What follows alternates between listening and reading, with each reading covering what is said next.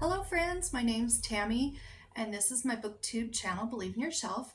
And today I have a video for you all about books with purple covers. Now usually in these videos, they are all books that I've read before, treasured books, and I have plenty to show you that I've read that are very good books and ones that I really liked. But I wanted to do something different this time. So I've split it in half. I have 5 books that I've read that I love with purple covers. And then I also have 5 books that I have not read that I really want to read. So I thought I'd share my 10 books with you. It'll be a little bit different, but it should be fun anyway.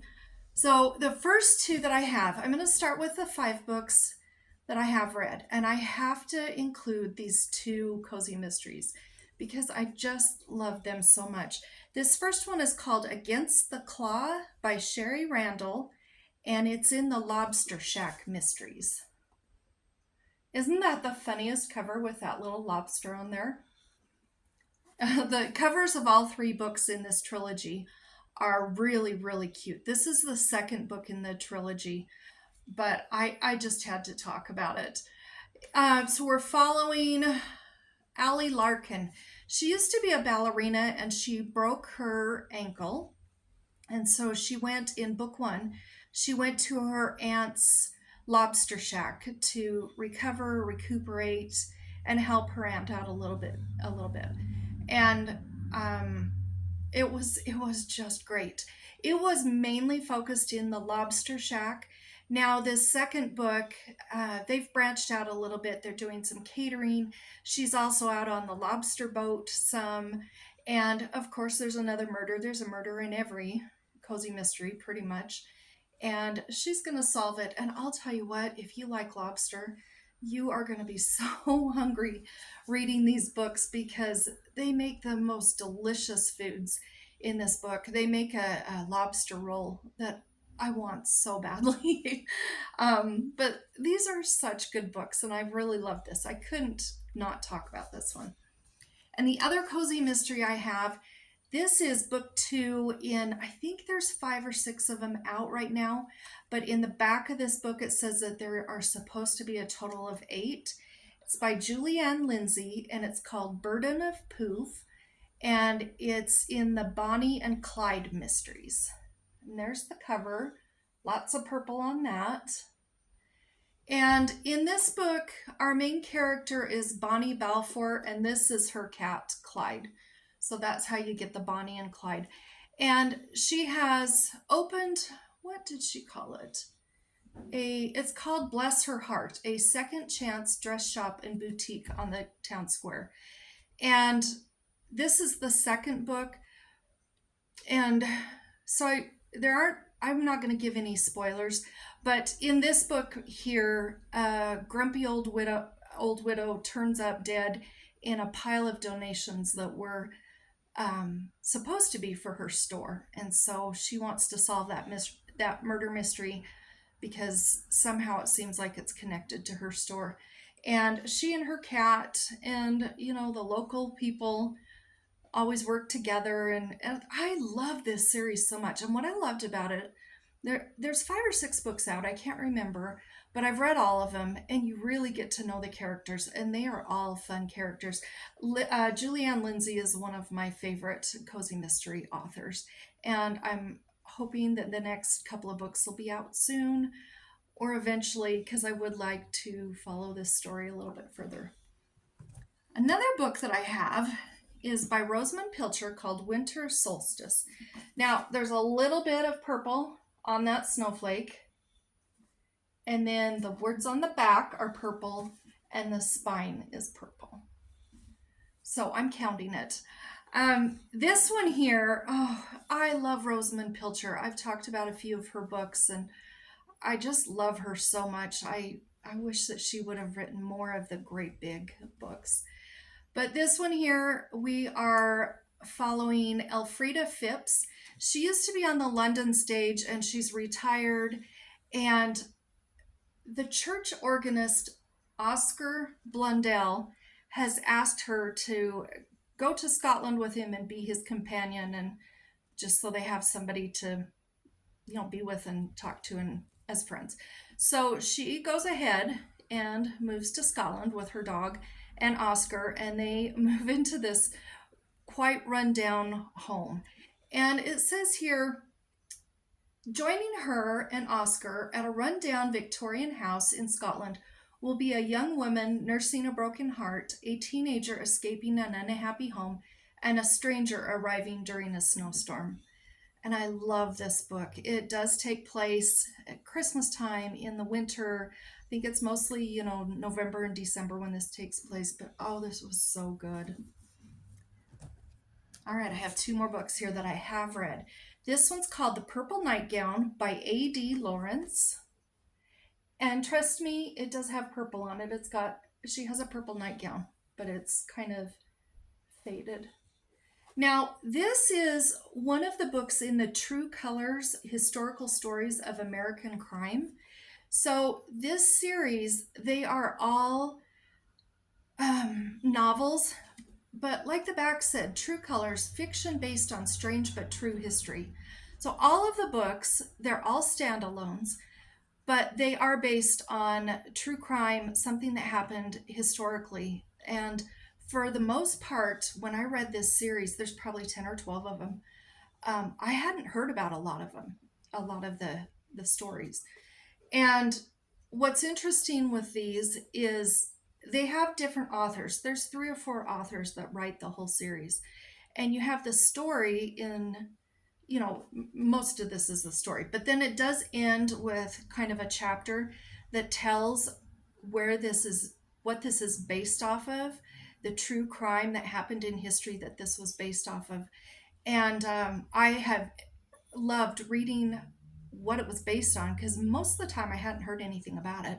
And then I've always jumped on the internet and gone down those rabbit holes and learned about it. But this one here, we're following Stella Burke. She's an heiress, and she's had a lot of callers and suitors, and she doesn't want to marry any of them. But she's been having these terrible, terrible migraines. So she reads Fasting for the Cure of Disease by Linda Hazard. I think Linda Hazard she was actually real. So she reads this and she decides she's going to go to Linda Hazard's spa. We're going to call it that. She goes there. Her chauffeur and her friend Henry, who's her chauffeur also, he drops her off there. Now, he doesn't want to drop her off because it doesn't look like a good place. She doesn't have very good vibes, but she wants to go because she's just got to get rid of these migraines. So she stays there, and she finds out that there's definitely a dark side, and the owner is not a good person. And when she decides she wants to get out of there and leave, she can't. And this is the story of what happens with her, and this is based on a true story. The last one that I have that I've read is by Susan Meissner, and it's called As Bright as Heaven. This doesn't have a lot of purple, but it's got, the little strip here from that, and then the spine is purple, and the words are purple. So I'm going with it. I read this during the pandemic, and I liked it. I don't know, you would think it wouldn't be a good book to read during a pandemic, but I did, because it took my mind off of our pandemic and put my mind somewhere else that I could think of something different. So this takes place in 1918 in Philadelphia. We have Pauline Bright and her husband and their 3 daughters, and throughout some different circumstances, they end up moving to Philadelphia. And not long after they get into Philadelphia, the Spanish flu reaches the shores of North America, and it kills over 12,000 people in Philadelphia, and they are living in Philadelphia. And this is the story of a few years. It covers a few years of the family, the 3 daughters, the extended family that they are there with, And there is a baby that's been orphaned by the disease, and they take that baby in through some interesting circumstances. And this is their story, and it really, I didn't know anything really about the Spanish flu pandemic, and I learned a lot from this, and I really enjoyed it. Susan Meissner's really good about creating characters and making you get really invested in what's happening. Okay, so now I have 5 books that I haven't read, and I'm looking forward to reading all of these. This first one's a Harlequin romance, and I believe it was first published in 1954. So it's quite old. It's called Under the Stars of Paris by Mary Burchell or Burchell. Not sure how you pronounce it. And this one, I like to watch Storm reads. Stormy does a lot of romance hauls, and every now and then I just see one that really catches my eye, and then I end up buying it because it intrigues me. And I don't remember what she said about this book, but I remember whatever she said about it sounded great. And I love the cover, and I know it takes place in Paris, and I know our main character is a fashion model, and she's modeling a wedding dress in the grand finale of a spring collection in Paris. And I just want to read this. I don't know anything about it. You know, the backs of these don't tell much. So that's all I really know about it. But I kind of look forward to reading that one. This one is called Blue Willow by, also I want to say this has purple along the top and on the spine. This one here has a border of purple. And this is Blue Willow. It's a Newbery Honor book, and it's by Doris Gates. Now this is older too. Let me see if it says when it was published. This was a book that my mom loved reading when she was a kid. This was published in 1940. She loved reading this, and she had a cover, and it had blue. There was kind of an oval here with a blonde girl, and she passed her book on to me. I read it a bunch when I was a kid. I lost it in that flood that I've talked about before, and I'm not going to talk about it again today, but this was one of them that was gone.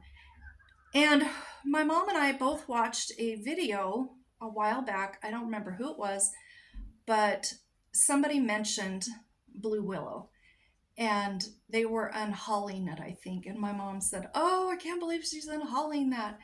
And we were talking about how much we loved this. So my mom knows this, so this isn't a spoiler for her, but I bought us each a copy, and she's going to be getting this for Mother's Day, and then we're going to be doing a buddy read.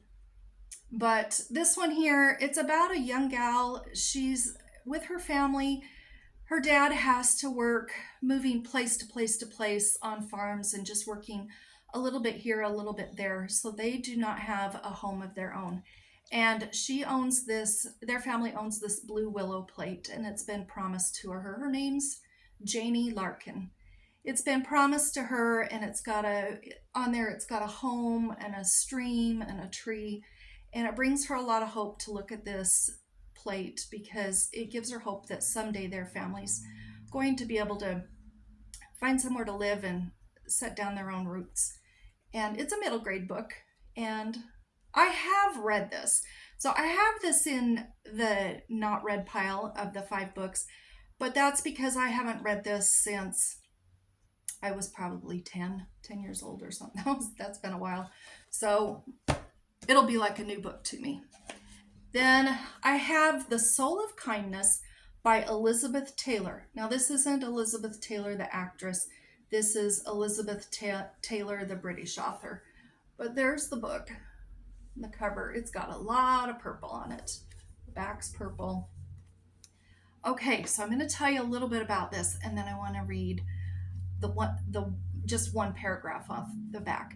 So we're following Flora, and it says, the soul of kindness is what Flora believes herself to be. She's beautiful, she's adored, she has a wonderful husband and child and family, Everybody loves her. Her friends adore her. They just think she is the soul of kindness. And then it says, Flora entrances them all, dangling visions of happiness and success before their spellbound eyes. All are bewitched by this golden tyrant. All conspire to protect her from what she really is. All that is, except the clear-eyed Liz. It is left for her to show them that Flora's kindness is the sweetest poison of them all. Dun dun dun. I don't know what's going to happen in this, but I cannot wait. And from what I understand, Elizabeth Taylor is a pretty good author. When you look her up, her books have really good ratings. Okay, now this one here, I don't know anything about the actual story, but it's called Cherry Ames, Department Store Nurse by Helen Wells. And this is number 11 in the books that she wrote. And according to the back, she wrote 20 books. Now, I read a lot of Cherry Ames when I was a kid. I loved her. Each book is a standalone book, and she is a nurse for a different place or a different situation. And of course, this one here, she's, I guess, the nurse of the department store. And there's nothing about what's happening in this book, but I guess you can assume she's doing nursing stuff at the department store. And I have a particular video that this is meant for. So I purchased it and I can't wait to tell you what that video is for. But I love these books and this will be a nostalgic read for me. Okay, I have one more book. This is called Almost Pioneers, One Couple's Homesteading Adventure in the West by Laura Gibson Smith. Now look at that cover. Do you see all those pretty colors? There's purple and orange and blue. Oh, I just think this cover is beautiful. Now this is the true story. This is a nonfiction book of Laura and Earl Smith in 1913. They are a young couple living in Iowa and they decide they're going to just move to Wyoming and make their own place to live there, start from scratch. They're going to have to build themselves a little lean-to or a shanty and then get a cabin going. In here it says they hauled every drop of their water from a spring over half a mile away, fought off rattlesnakes and boredom on a daily basis. And this is just the story of the two of them and the memoir of their time when they were in Wyoming homesteading. And it does have a lot of pictures. Let's see if I can find. There's one. This is a picture of Earl and Laura and Burchell, which I guess is their son, at the homestead. So that's a picture of them. And there's a lot of pictures in here that look great. It's just barely over 200 pages, so it's going to be a really short read. But I thought that was so pretty, and of course that had to be in my purple covers. So there's the 10 books I have, 5 that I loved so much and I highly recommend, and hope you might want to read them, or if you have read them, I would love to know what you think about those 5 books. And then there's the 5 that I have not read that I am anticipating. So I will talk to you later in the next video. Until then, you have a great day.